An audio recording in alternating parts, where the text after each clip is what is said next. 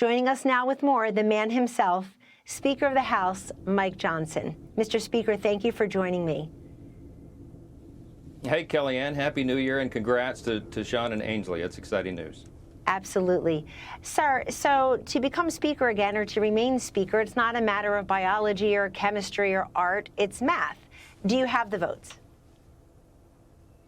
I think we do, Kellyanne. I'm really humbled and honored to have President Trump's endorsement for Speaker again. He and I work so well together, so closely together, and we have a lot of big things to do. He recognizes that what we need right now, I think my colleagues recognize this as well, is a proven fighter and a true MAGA conservative, but also someone who can work with every single member of our very diverse House GOP so that we can get President Trump's priorities over the line. That's what's ahead of us. I think this could be the most consequential presidency and Congress of the modern era because we have to fix everything, and it has to start on day one, so we can't waste any time. And Mr. Speaker, in 2017, I went to the White House, and on day one, I noticed we had a 35-seat majority for Republicans in the House of Representatives, and yet even with plus 35, you have a plus a handful. It was so difficult to repeal and replace Obamacare, to get infrastructure passed. The Tax Cut and Jobs Act got signed into law in December, not March, because there was some resistance in the ranks.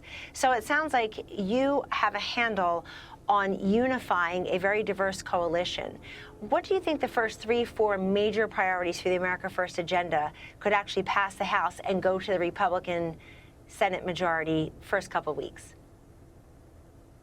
Well, we have to do a number of things simultaneously. The budget reconciliation process is going to be the key of the first 100 days because in order to fix all the things that we've got to fix, we have to squeeze a lot of policy changes through that process. And not to get too deep in the weeds, but why that's so valuable is it avoids the 60-vote threshold that's necessary in the Senate under normal circumstances. So we can move the Republican agenda, the American First agenda, through reconciliation, but it takes a lot of coordination, planning, and executing those plans with precision to get that done. And so you'll see a lot of energy on that. We're going to fix the border. We are going to get the economy humming again. We are going to restore our stature on the world stage, get our energy policy fixed, make sure that we don't have the largest tax cut in U.S. history imposed upon the American people at the end of next year, when the tax cuts from the Trump era expire. So a lot of big agenda items on the table, and you're right, it's going to take a lot of work to build a consensus among all the Republicans to get it done, but I'm absolutely convinced that we can. We're going to stay unified, and we are going to get this job done. One of the most ridiculous things I've ever heard said about President Trump is that he wants to surround himself with yes men and yes women. I know that's not true. Obsequiousness bores him. He likes for people to give him a multitude of opinions, and of course he makes the final decision. It was his name on the ballot, sweeping victory, all 7 swing states, a popular vote. The country looks very red. Mr. Speaker, I think that's an important point moving forward. The fealty, the loyalty is not to a man or even a political party, it's to the agenda.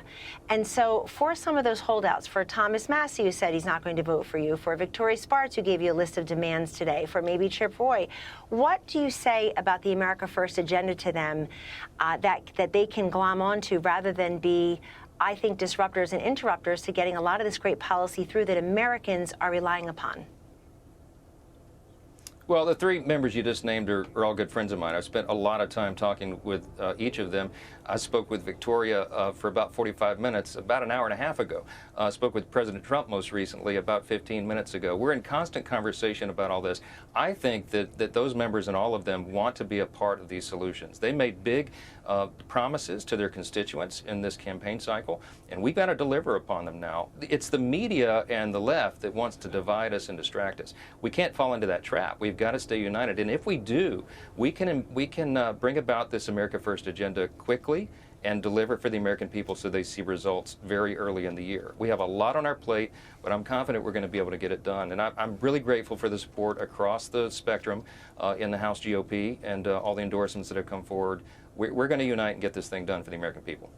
And you got the biggest endorsement of all in President-elect Trump because he's signaling to everyone this is the way that we don't interrupt the momentum that's there and that the policy agenda piece by piece gets implemented. You put it on his desk, he'll sign it, and it'll become law. Many more people will feel the relief.